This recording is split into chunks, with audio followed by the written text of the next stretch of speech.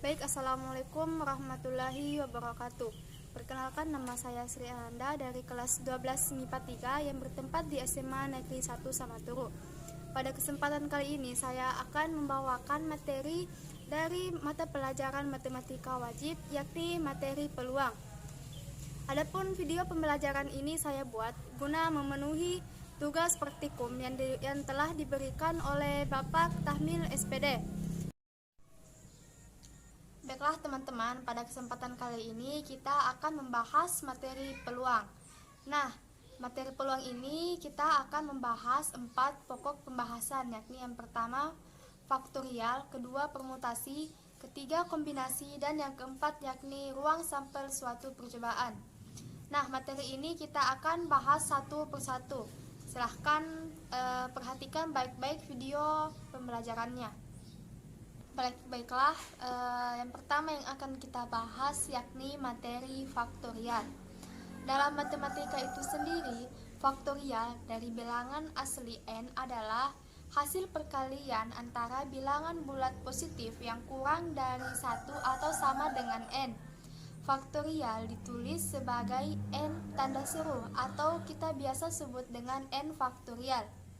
Adapun rumus dari faktorial yakni n faktorial sama dengan n dikali n dikurang 1 dikali n dikurang 2 seterusnya hingga n dikurang n ditambah 1. Nah, dari pengertian faktorial tadi dapat kita simpulkan bahwa faktorial ini adalah hasil perkalian dari bilangan asli yang berurutan dari bilangan yang terbesar hingga yang terkecil. Operasi faktorial digunakan sebagai bidang matematika, terutama di bidang kombinatorik, aljabar, dan analisis matematika. Penggunaannya yang paling dasar menghitung kemungkinan urutan dan permutasi dari n yang berada di objek yang berbeda. Baiklah, untuk memahami materi faktorial lebih lanjut, alangkah lebih baiknya kita perhatikan contoh soal berikut ini. Ya, langsung saja. Di sini kita mempunyai 5 soal faktorial. Soal yang pertama yaitu tentukan nilai dari 6 faktorial. Kemudian soal kedua itu bentuk perkalian, yakni 3 faktorial dikali 2 faktorial. Kemudian nomor 3 yakni soal faktorial dalam bentuk pembagian. Adapun soalnya 7 faktorial diper 4 faktorial. Kemudian nomor 4 yakni 5 faktorial diper 4 faktorial dikali 3 faktorial. Nomor 5, 8 faktorial diper 3 faktorial dikali 6 faktorial. Baiklah, yang pertama yang akan kita jawab yakni nomor 1, berapa nilai dari 6 faktorial. Di sini caranya kita mengalihkan dari bilangan yang terbesar ke bilangan yang terkecil. Jadi 6 faktorial itu sama dengan 6 dikali 5 dikali 4 dikali 3 dikali 2 dikali 1 menghasilkan 720. Jadi, nilai dari 6 faktorial itu sama dengan 720. Selanjutnya kita beralih ke nomor 2. Nilai dari 3 faktorial dikali 2 faktorial yaitu kita kalikan, kan nilai 3 faktorial itu sama dengan 6 dan nilai 2 faktorial itu sama dengan 2. Kenapa demikian? Karena kita kalikan ke dari bilangan yang terbesar ke bilangan yang terkecil, yakni 3 faktorial itu sama dengan 3 dikali 2 dikali 1. Kemudian 2 faktorial itu 2 dikali 1. Jadi menghasilkan 6 dikali 2 sama dengan 12. Kemudian kita beralih ke nomor 3 yakni soal faktorial berbentuk pembagian. Dengan soal 7 faktorial diper 4 faktorial. kita uraikan nilai dari 7 faktorial dan 4 faktorial itu. 7 faktorial itu kita mendapatkan 7 dikali 6, dikali 5, dikali 4, dikali 3, dikali 2, dan dikali 1. Kemudian nilai dari 4 faktorial yaitu 4 dikali 3, dikali 2, dikali 1. Karena 4 dikali 3 kali 2 kali 1 mempunyai maksudnya sama dengan nilai penyebutnya, maka ini kita hilangkan saja. Jadi tinggal 7 dikali 6 dikali 5. 7 dikali 6 dikali 5 itu menghasilkan nilai 210. Ya, selanjutnya nomor 4, yakni 5 faktorial diper 4 faktorial dikali 3 faktorial sama dengan, kita uraikan 5 faktorial menghasilkan 5 dikali 4 dikali 3 dikali 2 dikali 1 diper 4. Nilai dari 4 faktorial yaitu 4 dikali 3 dikali 2 dikali 1 dikali 3 faktorial. 3 faktorial ini kita uraikan lagi menjadi 3 dikali 2 dikali 1. Nah, di sini ada nilai yang sama yaitu 4, 3, 2, 1. Penyebut dengan pembilangnya itu kan sama, jadi kita hilangkan saja. Jadi menghasilkan 5 dikali 2 dikali 5 dikali 3 dikali 2 dikali 1. Kemudian sama dengan 5 dikali 6. 6 ini kita dapat dari 3 dikali 2. Jadi hasilnya itu 30 karena 5 dikali 6 itu adalah 30. Kemudian kita beralih ke soal terakhir yakni nomor 5 dengan soal nilai dari 8 faktorial diper 3 faktorial dikali 6 faktorial itu adalah sama dengan soal 1, 2, 3, dan 4.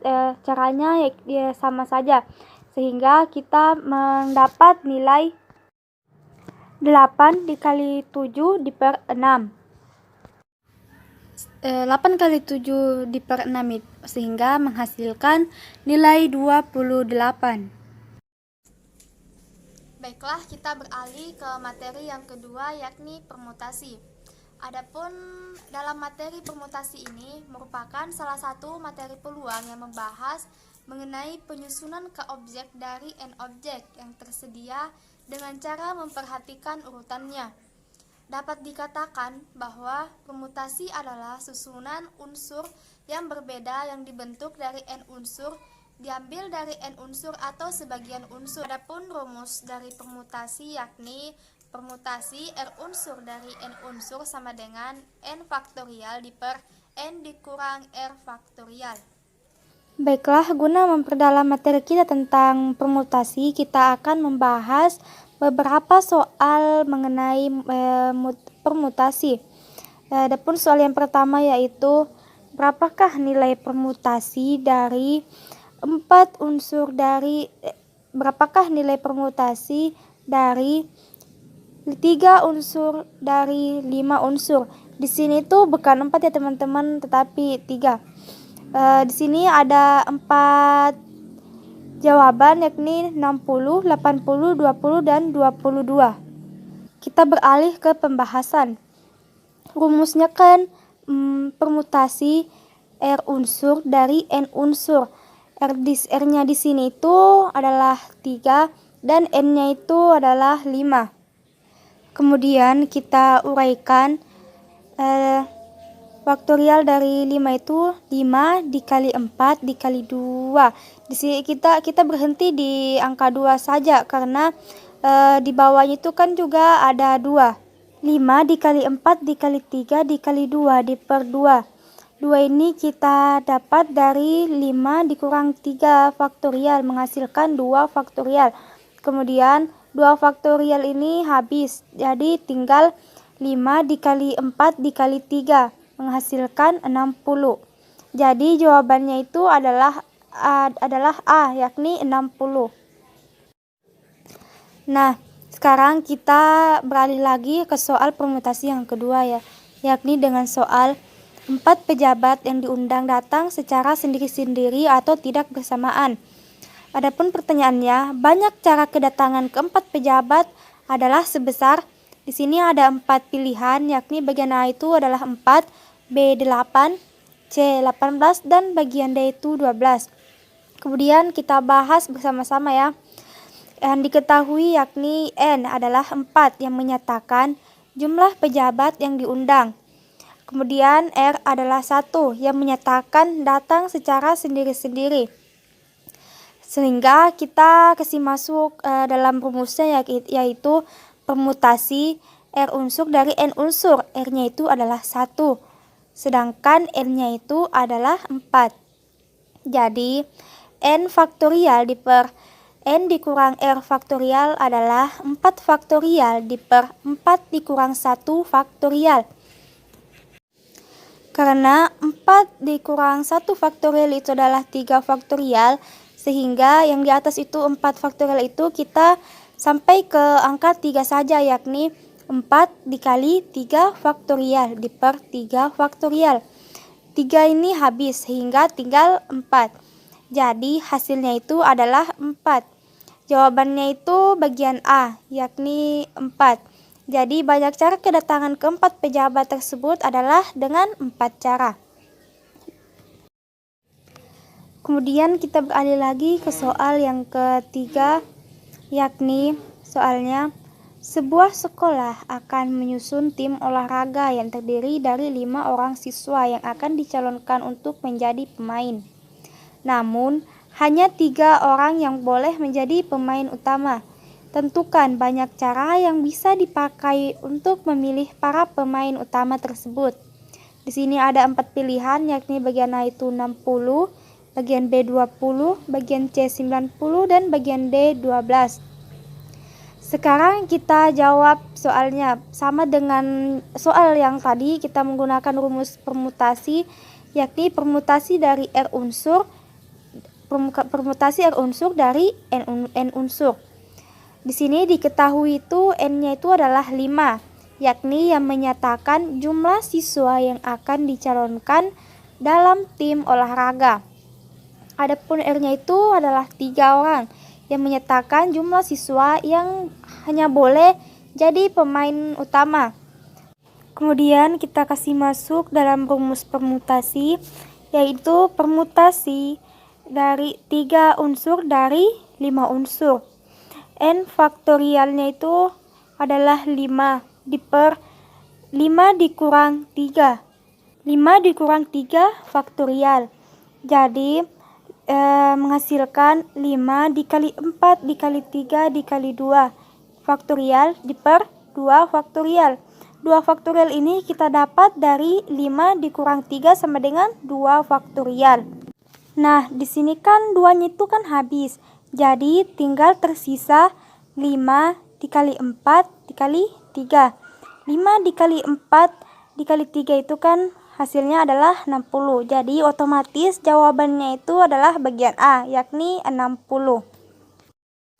Baiklah, kita beralih ke materi yang ketiga, yakni kombinasi. Kombinasi ini berfungsi untuk menentukan penyusunan K objek dari N objek yang tersedia tanpa memperhatikan letak urutannya. Pada kombinasi menggunakan lambang notasi yaitu C. Adapun rumus dari kombinasi yakni kombinasi R unsur dari N unsur sama dengan N faktorial diper R faktorial dikali N dikurang R faktorial. Nah, setelah kita bahas materi permutasi dan kombinasi, dapat kita simpulkan perbedaan dari permutasi dan kombinasi itu adalah permutasi memperhatikan urutan objek, sedangkan pada kombinasi tidak memperhatikan urutan objeknya. Akibatnya, permutasi dan kombinasi pun memiliki perbedaan dalam cara penyelesaiannya. Baiklah, guna menambah pemahaman kita mengenai materi kombinasi, alangkah lebih baiknya kita mengerjakan beberapa latihan soal kombinasi. Yang pertama yaitu sebuah kantong berisi 6 kelereng putih, 4 kelereng biru, dan 3 kelereng merah. Banyak cara pengambilan 3 kelereng putih dari kantong tersebut adalah pilihannya ada 5, yaitu 720 cara, bagian B 360 cara, bagian C 120 cara, bagian D 60 cara, dan bagian E 20 cara. Jadi kita akan bahas bersama-sama. Karena akan dipilih 3 kelereng dari 6 kelereng, maka digunakan kombinasi 3 unsur dari 6 unsur. Kita sudah ketahui bahwa rumus kombinasi itu kan kombinasi R unsur dari N unsur sama dengan N faktorial diper R faktorial dalam kurung N dikurang R faktorial. Jadi kita tinggal kasih masuk nilainya, kombinasi 3 dari 6 unsur. 6 faktorial diper 3 faktorial dikali 6 dikurang 3 faktorial. Kemudian kita uraikan, 6 faktorial itu kan 6 dikali 5 dikali 4 dikali 3 faktorial. Kita menetap di angka 3. Kemudian diper 3 faktorial dikali 3 faktorial. 3 faktorial ini kita dapat dari 6 dikurang 3. Jadi menghasilkan 3 faktorial. Karena angka 3-nya ini sama, jadi kita coret salah satunya. Jadi tinggal 6 dikali 4 diper 3 faktorial. 6 dikali 5 dikali 4 diper 3 dikali 2 dikali 1.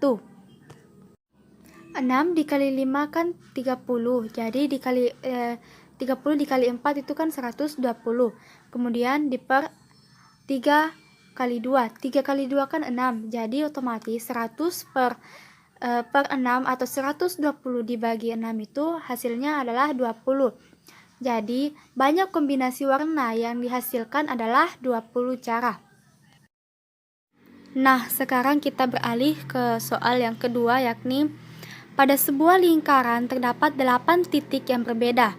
Dengan menggunakan ke-8 titik tersebut, maka banyak tali busur yang dapat dibuat adalah ada 5 pilihan di sini, yakni yang bagian A itu 8, bagian B 14, C 16, D 28, dan E 56. Pembahasannya yaitu pada soal itu diketahui nilai N-nya kan 8. Kemudian K atau R-nya itu adalah 2. Tali busur yang dibuat dengan menghubungkan 2 titik. Banyak tali busur yang dapat dibuat dihitung dengan cara di bawah ini. Kombinasi 2 unsur dari 8 unsur sama dengan nilai N-nya kan 8. Jadi tinggal kita kasih masuk 8 faktorial diper 2 faktorial dikali 8 dikurang 2 faktorial. Di sini 8 kurang 2-nya itu kita kurang sehingga menghasilkan 6. Jadi 8 faktorial diper 2 faktorial dikali 6 faktorial sama dengan 8 dikali 7 dikali 6 faktorial diper 2 dikali 1 dikali 6 faktorial. Karena di sini nilai 6-nya itu sama, maka kita hilangkan saja. Jadi tinggal 8 kali 7 diper 2 dikali 1. 8 kali 7 itu kan 56. 2 dikali 1 kan 2. Jadi 56 dibagi 2 itu adalah 28. Jadi jawabannya itu adalah bagian D. Nah, ini adalah soal terakhir dari materi kombinasi, yakni soalnya itu dari 10 orang siswa yang akan dipilih 4 siswa untuk mengikuti Jambore Pramuka. Banyak cara memilih siswa tersebut adalah A. 105, B. 210, C. 420, D. 5040, dan E. 5400. Sekarang kita bahas. Pada soal kan diketahui nilai N-nya itu 10 dan nilai K-nya atau nilai R-nya itu adalah 4. Jadi, banyak cara memilih siswa dapat didefinisikan sebagai berikut. Kombinasi 4 unsur dari 10 unsur sama dengan nilai N-nya kan 10, jadi tinggal kita kasih masuk 10 faktorial diper 4 faktorial dalam kurung 10 dikurang 4 faktorial. 10 dikurang 4 kan 6. Jadi tinggal 10 faktorial diper 4 faktorial dikali 6 faktorial. Kita uraikan lagi 10 faktorialnya ini menjadi 10 dikali 9 dikali 7 dikali 6 faktorial diper 4 dikali 3 dikali 2 dikali 1 dikali 6 faktorial. 6 faktorialnya ini habis. Jadi menghasilkan 5040 diper 24. 5040 diper 24 itu adalah 210. Jadi jawabannya adalah C. Baiklah, materi terakhir yang akan kita bahas yakni ruang sampel suatu percobaan. Adapun pengertian dari ruang sampel atau yang biasa dilambangkan dengan S itu adalah semua anggota himpunan yang mungkin muncul atau kumpulan dari hasil yang mungkin terjadi dari suatu percobaan. Sedangkan titik sampel yang biasa dilambangkan dengan A adalah anggota dari ruang sampel. Sedangkan kumpulan dari beberapa titik sampel disebut dengan kejadian. Percobaan yaitu kegiatan yang dapat memberikan beberapa kemungkinan. Dalam menyusun anggota ruang sampel terdapat dua cara, yakni yang pertama menyusun anggota ruang sampel dengan cara mendatar, dan yang kedua yakni menyusun anggota ruang sampel dengan cara tabel. Nah, sekarang kita akan simak contoh dari beberapa cara menyusun anggota ruang sampel tersebut. Nah, yang pertama yaitu menyusun ruang sampel dengan mendatar. Jika kita melemparkan dua buah koin sekaligus, maka akan ada yang menjadi koin pertama dan koin kedua.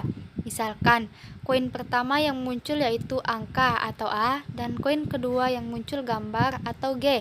Maka, kejadian dari pelemparan tersebut adalah A dan G.